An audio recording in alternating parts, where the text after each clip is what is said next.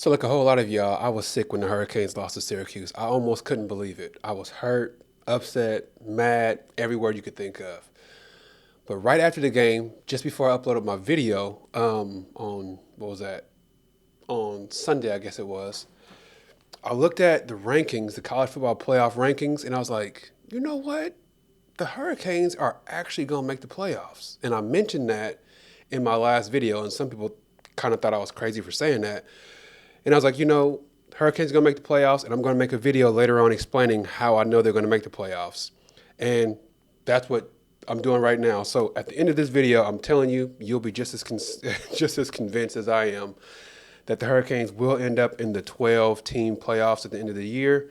There's a couple of things that's got to happen for this to happen, but I'll explain everything. I'll explain those things that have to happen, and then I'll also explain why the committee will ultimately put the Hurricanes in the playoffs. Okay, so first, my name is Jordan Harris. I'm your favorite host in the entire world.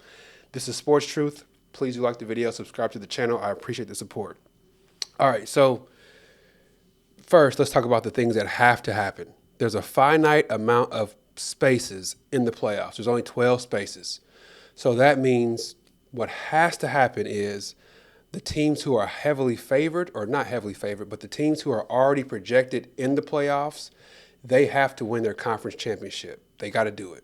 For instance, let's just say if Oregon is already projected, they're number one, so they're getting into playoffs. Whether they win or lose their championship game, they're going to the playoffs. Let's say if Oregon was playing against somebody like Minnesota, who's not ranked, right? If Oregon loses to Minnesota, that means Oregon automatically goes, and Minnesota goes in there and takes one of those 12 spaces that other people are fighting for and hoping for.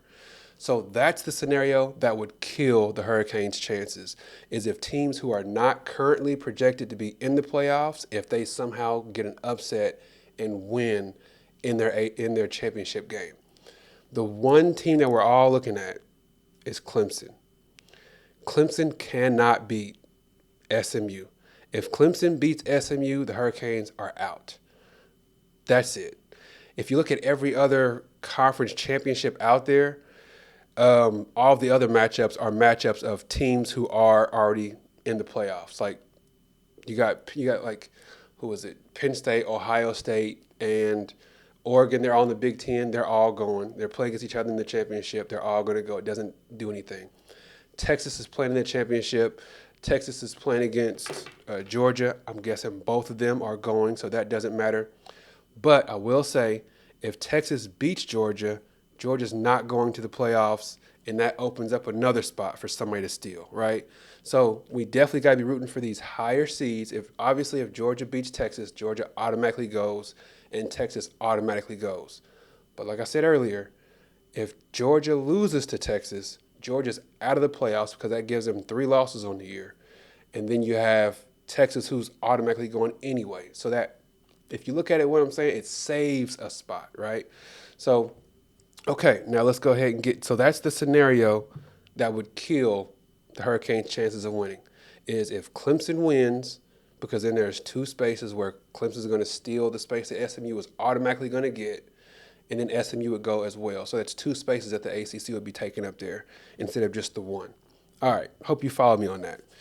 Okay, so here's why I believe the Hurricanes are going to end up getting into the playoffs. First, the ACC has been the 3rd best conference in football this year, period. There's the Big Ten, who's been the best, SEC, 2nd best, and then you got the ACC. Some people might argue Big 12, but I don't even think it's close. The ACC has been the 3rd best conference in college football. And with that being said, sending one team from the 3rd best conference in football to the playoffs is crazy. I think they're going to have a whole lot of pressure from what happened last year, leaving Florida State out. This might be the one time Florida State ever helped the Hurricanes. But the fact that they got left out last year, they got a lot of flack off of that. And I believe that they're going to feel a little bit of pressure in having to put at least 2 ACC schools in there just because the ACC performed pretty well this year. And if you're wondering how the committee feels about the ACC, just last week they had 3 ACC teams in the top 12. So that automatically tells you that they actually value what the ACC did this year. The next thing, ratings matter. If you don't think ratings matter, you're lying to yourself. Ratings matter, and the Hurricanes, right now, we boast the best offense in college football. The best, the top offense in college football, number one. We have one of the top players in college football in Cam Ward.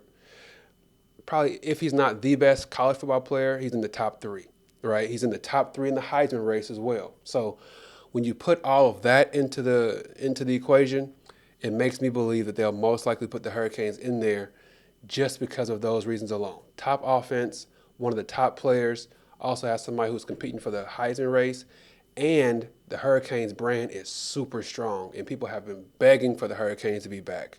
So I can imagine them putting them in there just for those reasons alone as well. Okay, now let's move on to the next thing. Last week, if you look at the ratings, it told us that the committee values a 2-loss ACC team over a 3-loss SEC team. They had the Hurricanes and they had Clemson, who both had 2 or less losses, in front of Alabama, who had 3 losses, in front of Ole Miss, who had 3 losses, and in front of who was the other SEC team? South Carolina, who also had 3 losses. So those 3-loss teams were 13, 14, and 15, and they had Clemson, which only had 2 losses at that time in the ACC, had them ranked ahead of them. So that told us then and there that a 2-loss ACC team is better than a 3-loss SEC team. And if it held water back then, if they had Clemson with 2 losses in front of those schools, then you have to say Miami with 2 losses must be in front of those schools. You got to keep that consistency. Okay? All right, so the next thing is, let's say if the committee all of a sudden said, look, there's 1 spot left, and the 1 spot is going to either go to Miami or one of those SEC schools. And let's just assume that Georgia wins. Let's assume Georgia beats Texas. Georgia and Texas are automatically getting into it now. They're automatically going, right? So now let's say there's 1 spot left, and there's the Hurricanes here, and then there's the 3 SEC schools with the 3 losses. So Hurricanes have 2 losses, Alabama has 3 losses, Ole Miss has 3 losses, and South Carolina has 3 losses. And all 4 of those teams are fighting for 1 position. My question to you or to the committee would be, if you don't choose the Hurricanes, how do you decide which of those 3 ACC schools to pick? Because they almost have the exact same resume. They all have 3 losses. None of those 3 schools play for the SEC championship. They all had losses early in the season, in the middle of the season. Like, how do you pick? I know some people would say South Carolina because they won, I think, 6 straight games. Some people might say that. But South Carolina has the same resume as Ole Miss and Alabama. They both have 3. All 3 of them have 3 losses. So if you're going to pick one of those schools over the Hurricanes, how do you decide which of those 3? If they basically have the same strength of schedule, they play in the same conference, they have the same amount of losses, they have the same amount of wins, everything is the same. And if you want to throw Ole Miss out and you want to say maybe they put South Carolina in because they just beat Clemson, well, then I would say, how do you choose between South Carolina and Alabama? Because Alabama just beat Auburn, which is a decent team. So how do you choose between Alabama and South Carolina? Which one do you put in there, right? So that's another point is if it's between Miami and these 3 SEC schools, that's 4 teams. One of those teams has 2 losses. These other 3 teams are all tied with 3 losses. So Canes 2 losses. These other 3 schools, they all got 3. Which one do you pick? Miami, I would say. All right.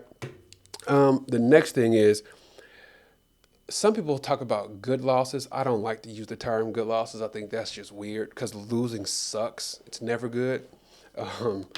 But I do think there's such thing as excusable losses. And I believe both Hurricanes losses that we've had this year, and I know y'all are not going to agree with this, and that's totally fine. I believe both losses are excusable losses, and I'll explain what that is. So earlier in the season, if you remember, Alabama lost to, I think it was Vanderbilt, right? Let me double check this. Alabama lost to Vanderbilt 40-35. I think it was their first loss of the year. That was considered an excusable loss. They didn't lose. They didn't go like They didn't drastically drop. They didn't go from like number 4 in the nation to number 15, anything crazy like that. They dropped a few spaces. But the reason why they didn't drop a bunch of spaces is because they considered that an excusable loss. What is an excusable loss? That's when you play against a team who is so unconventional and they play such a weird style of football. You look around the rest of the country and you say, how often are you going to play a team that plays like this? If you watched, I watched the Vanderbilt game when they beat Alabama. Vanderbilt ran the ball like almost every play, kind of like what Georgia Tech did to the Hurricanes this year. We'll pull up the stat sheet here in a second. But when you play against a team as unconventional as Georgia Tech or Vanderbilt, when they have a quarterback who wants to run every play, they're faking handoffs everywhere, and they're taking like you don't know where the ball's going. That's what I think the committee looks at those as excusable losses because they're like the odds of you playing against another team like that in the tournament is just not realistic. So they can excuse that kind of loss. At the same time, when you talk about a team like Syracuse, what's the odds of us getting into the tournament, into the playoffs, and having a team who has a quarterback who's willing to just throw 80% of his passes are contested passes, where he just throws jump balls left and right? It's not realistic. If we played against Georgia or Texas, they are not playing that style of football. Syracuse was playing some weird backyard, throw it up, close your eyes, turn around in the air and throw it backwards to the highest bidder. Like they were doing that the entire game. I think the committee will view that as an excusable loss. For one, the offense did show up. Talking about the Hurricanes offense, they showed up. They played really well, but the mismatch in the corner position was so crazy.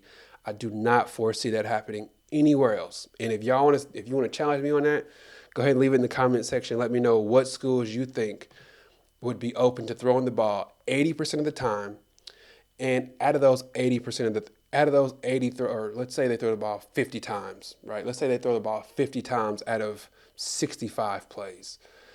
Out of those 50 throws, I would say probably close to half of those were contested passes, where the guy's not even open. He's looking and seeing he's one-on-one, and he's just throwing it up in the air. The odds of that happening, not realistic. So I think they're going to view that as both of those losses that we have, Georgia Tech and Syracuse, as excusable losses. Both teams we played were super just non-conventional.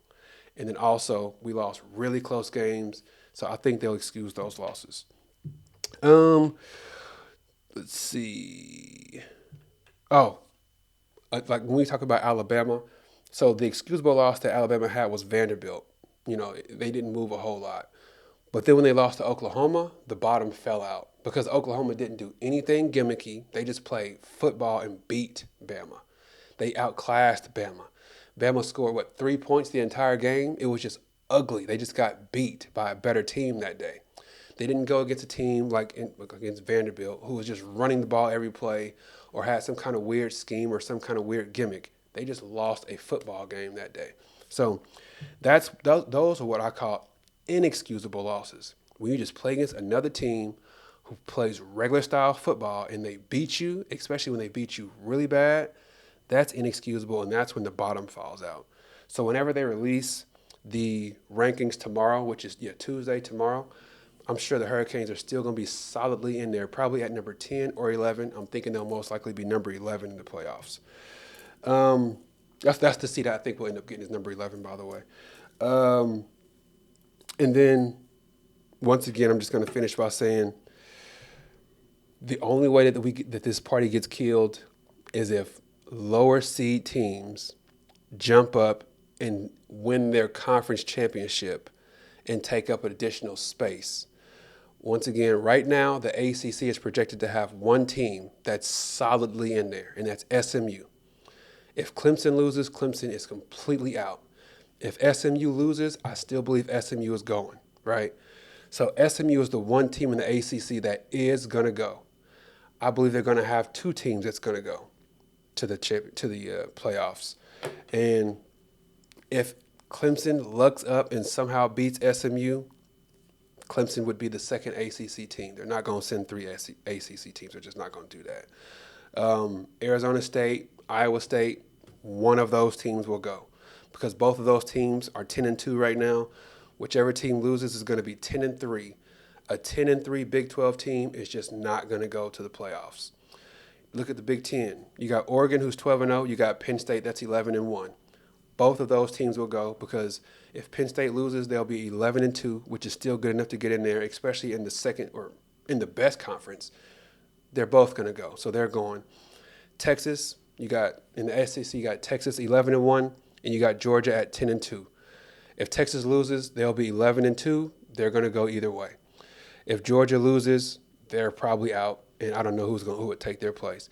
But once again, if Georgia does win this game, they take an additional spot from those 12 spots that we have, and that would mean Texas and Georgia both going. I hope you can follow the math. I'm trying to spell this stuff out. It's in my head. It's kind of hard to explain it outward. You know what I'm saying? So I'm kind of confused on what they're going to do at Army. I'm sure Army is not going to go. They're 10-1, but we'll see. Anyway, that's my thoughts on this whole thing. Let me know. You think I'm crazy? Do you think this makes sense? I'm pretty sure that the Hurricanes are going to go to the playoffs. Once again, the only thing that could kill this is if Clemson somehow jumps in there and beats SMU, which I do not see happening. But I've seen crazier things, so we'll see.